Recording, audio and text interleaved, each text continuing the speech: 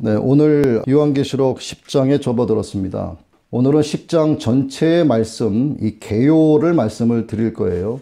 그리고 앞으로 10장 말씀을 두 번에 나누어서 더 할 겁니다. 그래서 총 이 계시록 10장의 말씀을 세 번에 나누어서 말씀을 전하게 될 겁니다. 자, 여기에 작은 두루마리가 나옵니다. 그리고 비밀이라는 말씀이 또 나오죠. 오늘 말씀 제목은 예언의 비밀, 그리고 예수 그리스도라고 하는 제목인데, 여러분 막간이라는 말씀 아시죠? 우리가 뭐 막간을 이용해서 노래 한 곡 해봐, 막간을 이용해서 네 의견 좀 이야기해봐, 뭐 이렇게 우리가 막간이라는 단어를 사용을 합니다. 이 10장의 말씀은 여섯째 나팔 사건 이후와 일곱째 나팔 사건 이전의 내용, 그 사이에 있는 것을 기록한 막간의 말씀이에요. 삽입장이라고 할 수가 있습니다. 이 10장은 한 천사가 작은 두루마리를 갖고 등장하는 장면으로 시작이 되고 있습니다. 계시록에는 이러한 막간이 여러 곳이 있어요. 7장도 막간입니다. 7장은 여섯째 인의 재앙이 끝나고 일곱째 인, 곧 일곱 나팔 재앙이 시작되기 전에 막간의 말씀이고, 또 오늘 우리가 읽은 이 10장 1절에서부터 마지막까지의 말씀과 11장 14절까지는 여섯째 나팔 재앙과 일곱째 나팔 재앙 사이의 막간의 말씀입니다. 이것을 여러분들이 잘 생각을 하시고 말씀을 들으셔야 됩니다. 그리고 14장, 17장, 18장도 같은 구조입니다. 그 중에서 오늘 이 10장은 일곱째 나팔 재앙을 앞두고 그 재앙의 위험이 어떠하다 하는 것을 미리 보여주는 내용을 담고 있습니다. 자, 7절에서 사도 요한이 일곱째 천사가 소리를 내는 날, 그의 나팔을 불려고 할 때에 하나님이 그의 종 선지자들에게 전하신 복음과 같이 하나님의 그 비밀이 이루어지리라 하는 음성을 듣게 됩니다. 자, 여기서 하나님의 그 비밀이 무엇이고 이것이 이루어진다 하는 것은 또 무엇인가를 한번 살펴봅니다. 하나님의 구속 사역을 이루시기 위해서 마지막 때에 심판을 성취시키는 종말에 관한 모든 것이 바로 하나님의 비밀입니다. 이 비밀이 선지자들에게 전하신 복음과 동일시된다는 것입니다. 자, 여기서 선지자들은, 여러분들이 선지자 생각하면 구약시대를 떠올릴 텐데, 여기서 말하는 선지자들은 구약시대뿐만이 아니라 신약시대에도 있었던 모든 하나님의 사람들을 가리킵니다. 하나님은 시대를 초월해서 그들을 통해서 일관되게 선포하시는 것이 종말과 구속과 심판을 선포하셨어요. 이 메시지가 곧 복음이라 이 말입니다. 젖과 꿀이 흐르는 기름진 땅으로 너희들을 인도하겠다, 이러한 축복의 메시지만 복음이 아니라 종말에 관한 말씀, 너희들을 내가 구속하겠다라고 하는 말씀, 너희들이 구속에 이룰 수 있도록, 너희가 회개에 이룰 수 있도록 내가 징계도 내리고 재앙도 내리고 근심도 주고, 이런 모든 말씀들이 바로 복음이다 하는 겁니다. 이 하늘의 복음을 갖고 누가 오셨어요? 이 하늘의 복음을 갖고 오신 분이 바로 예수님이십니다. 그래서 하나님의 복음이 곧 예수 그리스도의 복음인 것이고, 그 종말의 그날에 하나님은 지체 없이 이 복음을 성취하신다 하는 겁니다. 하나님의 비밀이 그의 종 선지자들에게 전하신 복음과 같이 되리라 하신 이 말씀은, 그래서 지금 우리가 이미 믿고 있는 이 복음으로 말미암아 여러분들이 오늘 이 자리에서 하나님께 예배 올려드리는 것처럼 우리 교회가 받은 이 모든 복음의 비밀은 계시된 하나님의 말씀으로 반드시 완성된다 하는 겁니다. 우리는 이렇게 기록되어진 하나님의 말씀을 읽으면서 구약에서나 신약에서나 하나님의 종들을 통해서 역사하시는 하나님의 구속의 역사를 보고 있고, 또 저마다 다르게 쓰임받고 사역하고 있던 종들의 활동도 우리가 기록된 말씀을 통해서 보고 있습니다. 그리고 또 한 가지 중요한 것은 이 종들이 하나님으로부터 받은 환상을 오늘 우리는 기록되어진 환상으로 보고 있다는 거예요. 요한계시록의 사도 요한만이 이 환상을 보고 있는 게 아닙니다. 오늘 여러분들이 환상을 보고 있는 거예요. 에스겔과 다니엘만이 하나님께 받은 환상을 보는 게 아니고, 우리가 오늘 이 특별 계시를 통해서 다니엘과 에스겔 선지자, 오바댜 선지자가 봤던, 학개와 스가랴 선지자가 봤던, 말라기 선지자가 봤던 그 말씀, 우리가 기록되어진 말씀을 통해서 똑같이 환상을 보고 있는 겁니다. 또 예수님께서 이 땅에 하늘의 복음을 갖고 오셔서 우리를 위해서 십자가 지시고 사망 권세 이기셔서 부활 승천하시고 오순절에 성령을 보내주셔서 이 땅에 복음이 전파되기 시작을 했고, 지금 이 땅에 많은 교회들이 세워졌습니다. 하나님을 아버지라고 부르는 성도들이 많아졌습니다. 이것이 예수 그리스도의 복음이고 하나님의 복음의 열매라고 하는 거죠. 여러분들이 복음의 열매인 겁니다. 이미 우리는 이 복음을 들었고, 그래서 믿었고, 그래서 하나님 앞에 이렇게 나와 있고, 오늘도 예배의 자리에 이렇게 앉아 있습니다. 그런데 저와 여러분만이 지금 이 자리에 있는 것인가 하는 것을 한번 생각을 해보자고요. 그렇지 않다는 겁니다. 저와 여러분만이 이 예배의 자리에 있는 것이 아닙니다. 계시록 1장에 기록된 말씀을 한번 우리가 돌이켜서 보면은 주님은 7촛대 사이를 다니고 계시죠. 7촛대는 7교회요. 7교회는 오늘날의 모든 교회를 가리킵니다. 그럼 교회가 뭔가요? 벽돌로 지어진 건물이 교회입니까? 성도된 여러분이 교회입니까? 유기체, 여러분들이 바로 성도된 여러분들이 하나하나의 교회라 이 말이에요. 그러면 여러분 이해되시겠죠? 촛대 사이를 다니시는 주님은 지금 누구와 누구 사이를 다니고 계십니까? 지금 하나님의 말씀이 선포되어지는 이 자리에 여러분 사이사이를 주님이 다니고 계신다는 사실을 여러분들이 믿으시기를 바랍니다. 그러면 여러분 사이사이를 다니시는 주님의 옷자락을 여러분들은 붙드셔야 되는 거예요. 내 눈에 보이지 않는다고 주님이 안 계신다?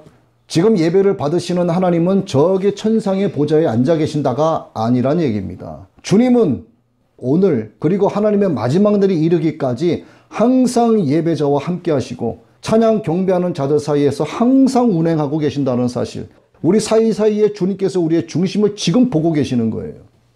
다음 8절 말씀에는 요한이 받은 작은 두루마리, 곧 천사의 손에 펴놓인 작은 두루마리가 있습니다. 자, 이 두루마리에 대해서 의견이 분분합니다. 하지만 선지자들에게 전하신 복음과 같이 하나님의 그 비밀이 이루어지리라 하신 이 7절의 말씀을 통해서 의견이 분분한 이 말씀을 해석을 해볼 수가 있습니다. 자, 먼저 이 작은 두루마리는 은혜의 복음이다 라고 할 수 있을까요? 없을까요? 은혜의 복음이라고 할 수가 없어요. 회개하게 하고 하나님 앞에 나아오게 하고 구원을 얻게 되는 그런 은혜의 복음은 말씀 그대로 죄의 용서와 축복이요 그야말로 기쁜 소식입니다. 그야말로 복음이에요. 그런데 이 작은 두루마리에는 그러한 기쁨의 메시지가 담겨있지 않은 것이 분명하다라고 말씀드릴 수 있습니다.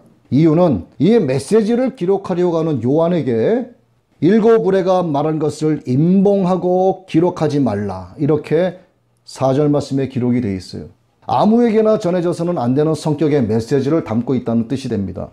그리고 작은 두루마리라고 하는 표현으로 봐서 이제 앞으로 일어날 남은 재앙 사건들의 분량이 많이 남아있지 않다라고 하는 것을 우리가 추측을 해볼 수가 있고, 거기에 담겨있는 예언의 메시지가 곧 성취될 것이다 라고 하는 것을 우리가 의미적으로도 발견할 수 있습니다. 이렇게 구원 역사의 완성으로 계속 움직여지는 시계 추가 있죠. 마지막까지 하나님을 거부한 자들을 향하여는 이 재앙의 모습으로 그 초침을 계속 움직이게 되는 것이고, 예수님을 믿는 자들에게는 영생의 축복으로 그 초침이 계속 움직여지게 되는 것입니다. 똑같은 초침이지만 누군가에게는 저주요 재앙이 되는 것이고 누군가에게는 축복이요 기쁨의 소망이 되는 것입니다. 비슷한 의미의 사자성어를 한번 생각을 해보면 동상이몽이라는 사자성어를 들 수가 있어요.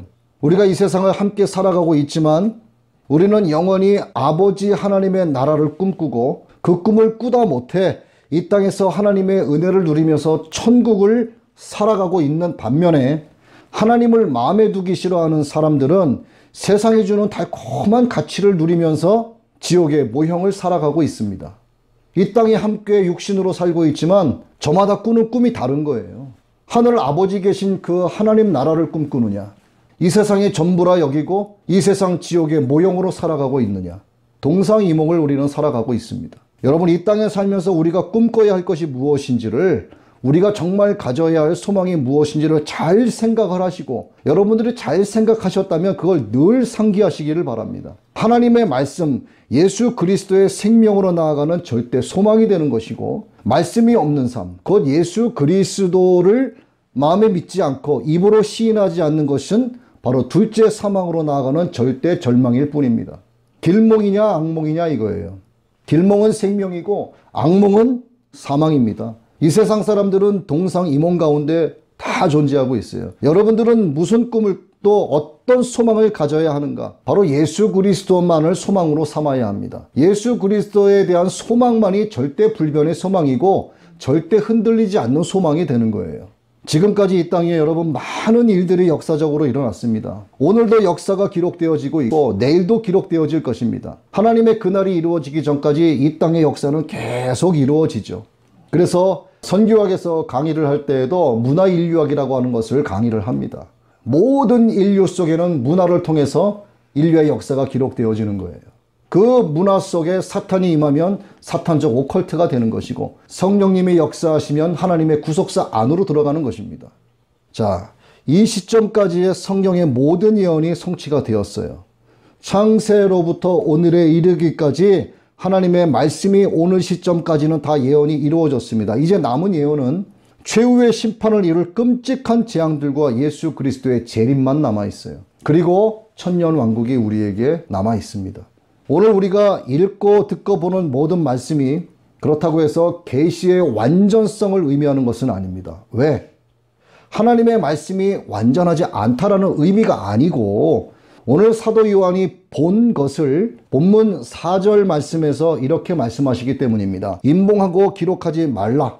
즉 요한은 자기가 본 모든 것을 다 기록하지 못한 것이에요. 기록하지 못한 그 말씀이 남아있다는 것입니다. 하지만 백성과 나라와 방언과 임금에게 다시 예언하여야 하리라 하신 11절의 말씀이 있죠.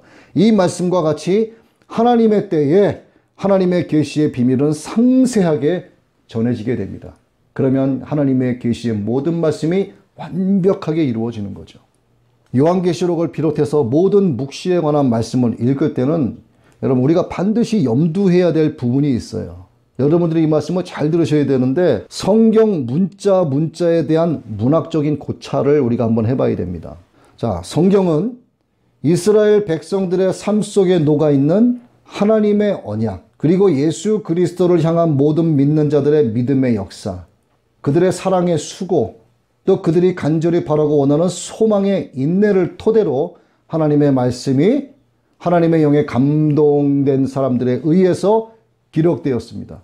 그뿐만 아니라 인류의 어떤 보편적인 역사를 하나님의 구속사 안에서 주관적으로 기록해 나가고 있어요. 특이점은 상징적이고 실제적인 언어들로 계시의 역사를 이루어가고 있다는 점입니다. 이 단어 하나하나가 그냥 막 갖다 쓰여진 게 아니라는 거예요. 예를 들어 천사가 구름을 입고 내려온다던가 무지개란 단어가 나오고 해가 나오고 불기둥이 나오고 그리고 사자의 부르짖는 소리 등이 나온다. 이게 뭡니까? 모두 미래의 어느 한 시점의 실제를 상징적인 문자로 기록하고 있다는 겁니다. 따라서 우리가 이런 계시, 이런 묵시문학을 해석하는 데 있어서는 기록된 특별 계시인 성경 말씀을 바탕으로 말씀에 대한 성령님의 조명하심과 그리고 인내의 깨달음을 통해서 그 말씀 속에 계시된 실제적 메시지를 발견할 수 있어야 되는 겁니다. 하나님의 말씀을 읽을 때 그냥 대략 후루룩 읽어 내려가지 마시라는 거예요. 말씀을 깊이 교찰하시고 깊이 생각하시면서 단어 하나하나 왜 이 말씀을 하나님께서 주셨을까 하는 것을 여러분들이 잘 생각하시면서 읽으시라는 겁니다. 자, 염두해야 될 것 두 번째는 성경 예언의 이중성에 관한 겁니다. 이중성, 다 짝을 이루고 있다고 하는 거예요. 구약에 예언된 사건들은 이미 이스라엘 역사 속에 일어났던 현재 우리의 입장에서 봤을 땐 지난 사건들이 다죠. 그 예언들의 결국은 그리스도의 날에 있을 일들에 대한 모형이 되고 있다는 겁니다. 아직 이루어지지 않은 일들이 이미 기록이 되었다는 거예요. 이에 대해서 바울이 말합니다. 그들에게 일어난 이런 일은 본보기가 되고 또한 말세를 만난 우리를 깨우치기 위하여 기록되었느니라. 주님은 제자들에게 마지막에 있을 일을 언급하셨습니다. 너희가 선지자 다니엘이 말한 바 멸망에 가증한 것이 거룩한 곳에 선 것을 보거든 읽는 자는 깨달을진저 하고 가로가 표시되어 있어요. 마태복음 24장 15절의 말씀입니다. 이미 역사 속에 성취된 바 있는 다니엘의 예언이 실제로 종말의 때에 일어날 일임을 주님께서 언급하신 겁니다. 이와 같은 맥락에서 말미에 읽는 자는 깨달을진저, 읽는 자는 깨달을진저, 이 말씀이 주는 의미가 매우 깊다고 할 수 있습니다. 왜?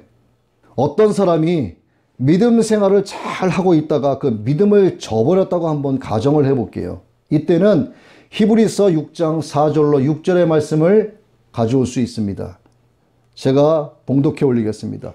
한번 빛을 받고 하늘의 은사를 맛보고 성령에 참여한 바 되고 하나님의 선한 말씀과 내세의 능력을 맛보고도 타락한 자들은 다시 새롭게 하여 회개하게 할 수 없나니. 왜 그럴까요? 이는 그들이 하나님의 아들을 다시 십자가에 못 박아 드러내놓고 욕되게 함이라.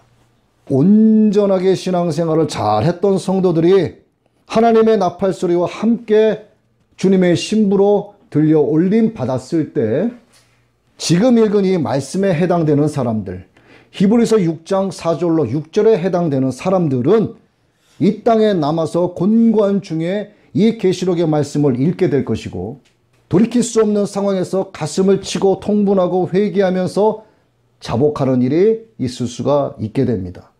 그때 가서야 비로소 그들은 계시록의 말씀을 읽으면서 조금이나마 깨닫기 시작을 할 거예요.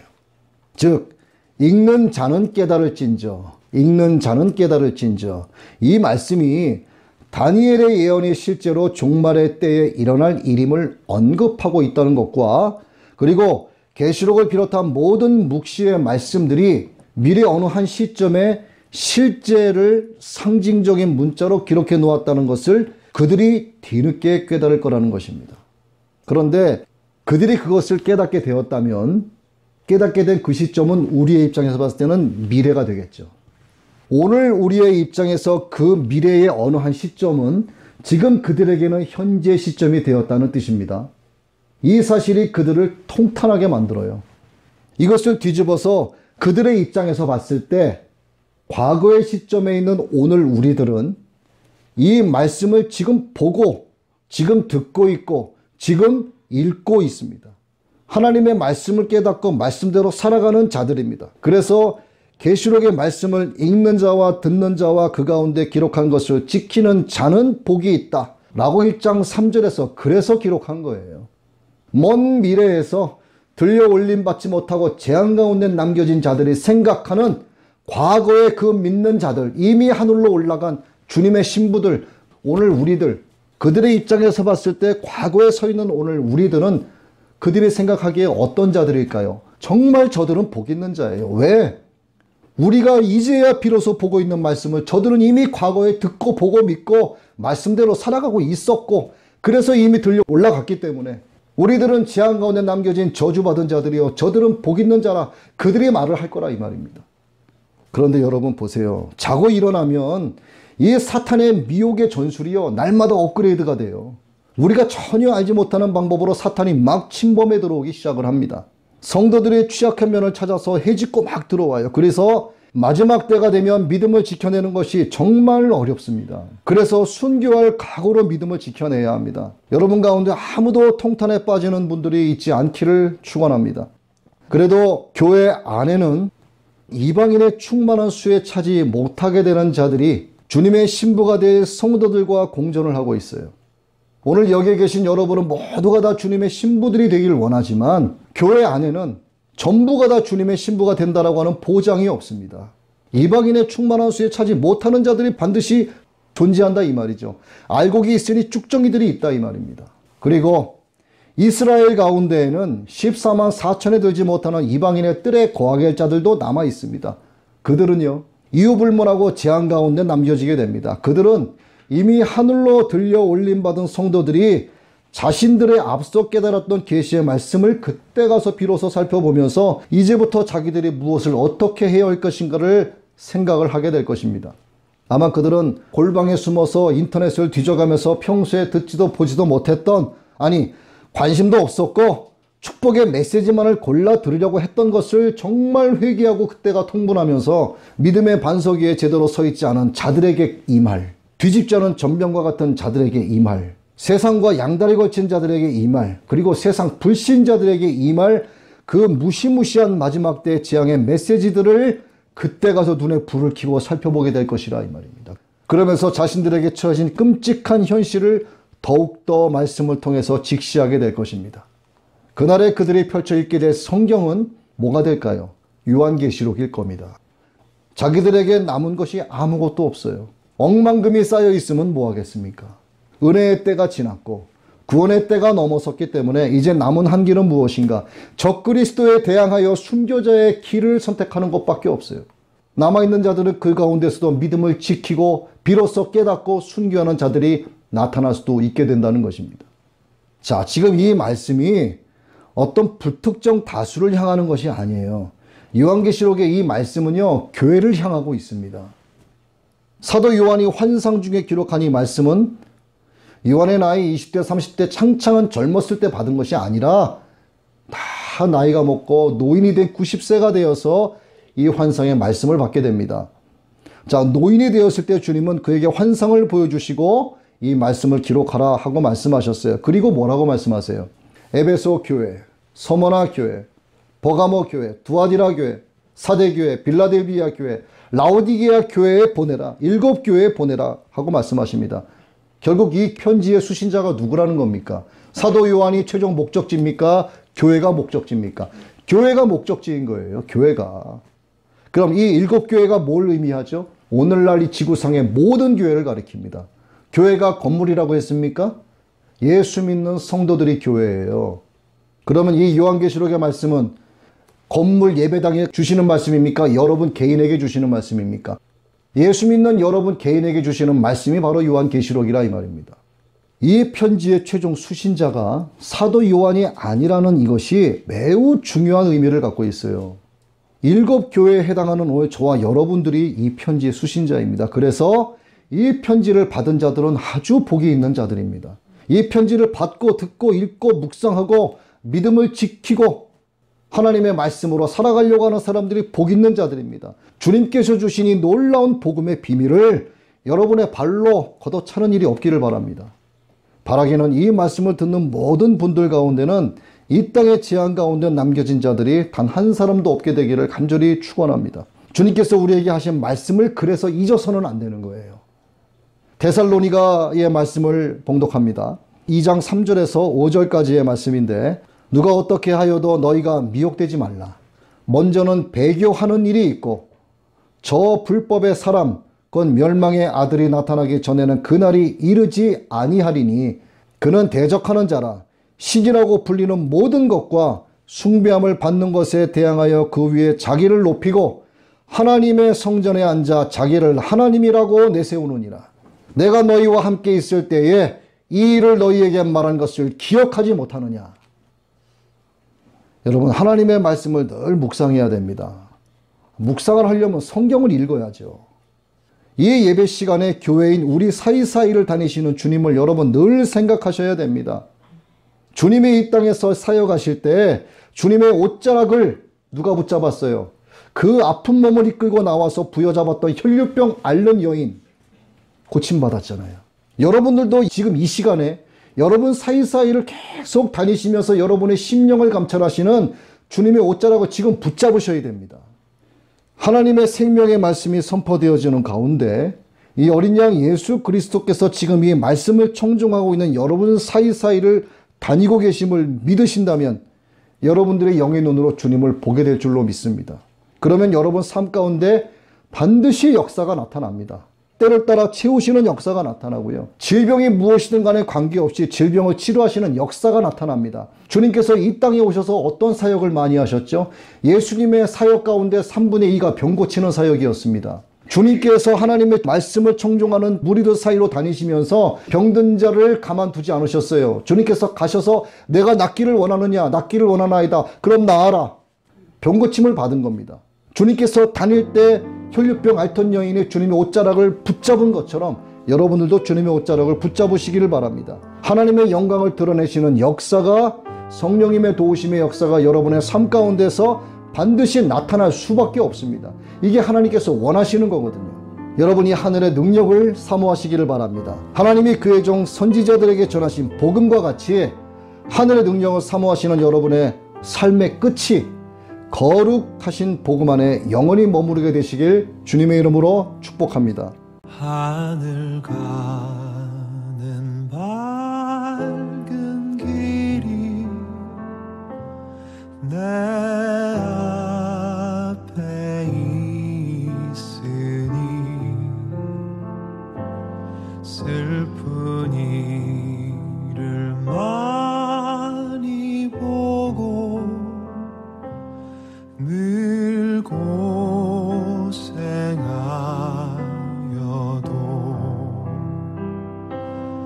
하늘 영광 밝음이 어두운 그늘 해치니 예수 공로 의지하여 항상 빛을 보도다. 내가 염려하는 일이 세상에 많은 주 속에 근심 밖에 걱정 늘 시험하여도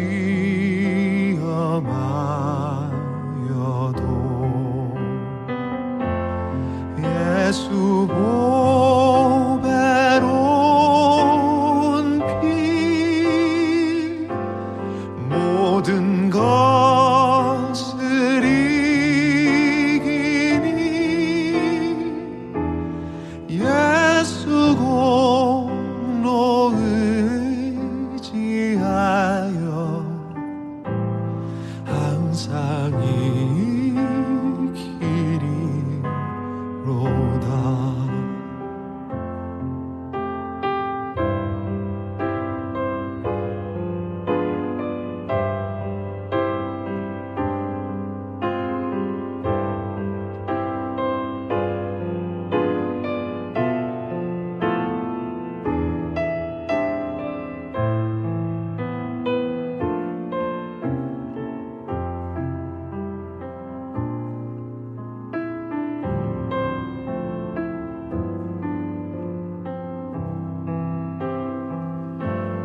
내가 천성 바라보고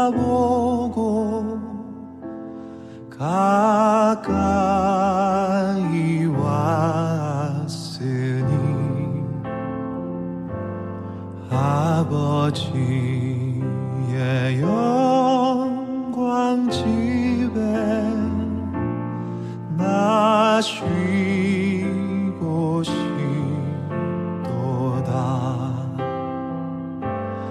나는 부족하여도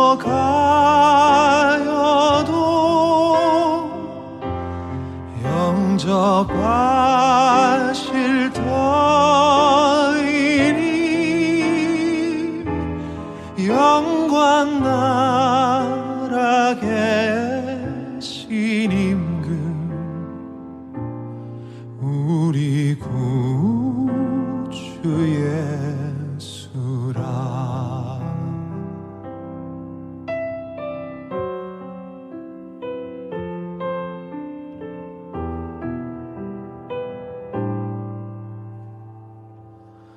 우리 구주